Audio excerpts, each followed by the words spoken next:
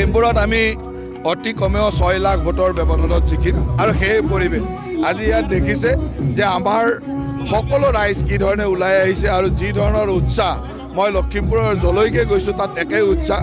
বিৰোধী দলটো ইয়াত নাই। বিৰোধী দলে এতিয়া ব্যস্ত হৈ আছে যে চেকত পইচা দিলে নে কেছত দিলে, কেনেকৈ টিকট ল'লে, ভূপেন বৰাই পইচাটো ক'ত ল'লে, কেনেকৈ ল'লে, সেই ধৰণৰ তেওঁৰ পইচা গেছ এজেঞ্চিৰ পৰা দিলে নে বেলেগৰ একাউণ্টৰ পৰা দিলে, এই ধৰণৰ আলোচনাত ব্যস্ত। এতিয়া বিৰোধী দল এনেকৈ ব্যস্ত থাকিব আৰু আমি ৰাইজৰ মাজত ৰাইজক সেৱা কৰি 6 লাখতকৈ অধিক ভোটত বিজয়ী হ'ম। কালি ভূপেন বৰাই মানহানি কেছ লৈছে 100 কোটি মুখ্যমন্ত্ৰী এজন। ভূপেন বৰাৰনো আৰু অসমৰ ৰাজনীতিৰ সৰ্ব জনপ্ৰিয় জকৰজন। তেওঁৰ আৰু জকৰ এজনে যি টি কৰি থাকে, আমি তাক চাই থাকোঁ আৰু আপোনালোকে বিজেপিততো আহিব, এইটো খাটাং আহিব একেবাৰে খাটাং। মুখ্যমন্ত্ৰী চকী লৈ গৈছে 3 মাহৰ পিছত।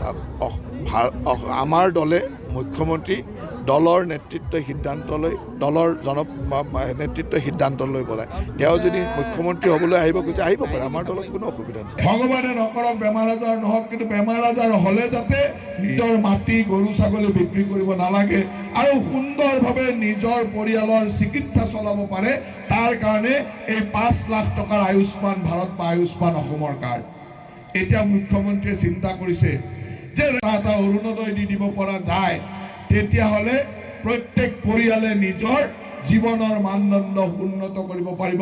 অসুবিধা হ'লে বিপদ আপদত অন্তত মাহে 1250 টকা তেওঁলোকৰ পৰিয়াললৈ আহিব।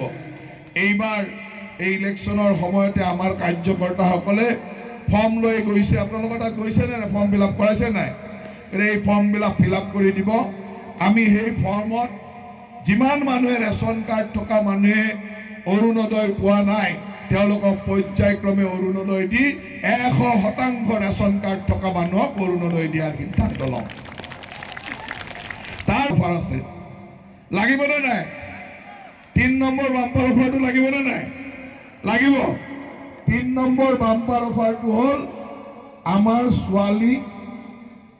ছোৱালী কন্যা সন্তানবিলাকৰ কাৰণে। মাক বাপেকে ল'ৰাৰ দায়িত্ব লৈ ল'ৰাক পঢ়া শুনা কৰি থাকিব। আমাৰ মুখ্যমন্ত্ৰী আপোনালোকৰ মামা হিমন্ত মামাই কৈছে যে এইবাৰ ছোৱালীবিলাকৰ দায়িত্ব হিমন্ত মামাৰ, যে ছোৱালীসকলৰ দায়িত্ব হিমন্ত মামাই ল'ব।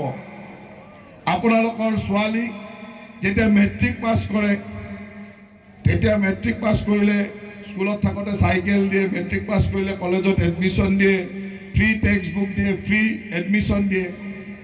তাৰ লগে লগে এইবাৰ মেট্ৰিক পাছ কৰা ছোৱালীবিলাকক কলেজত এডমিশ্যন লৈ পঢ়িবৰ কাৰণে 10,000 টকাকৈ বছৰিকা 10,000 টকাকৈ দিব।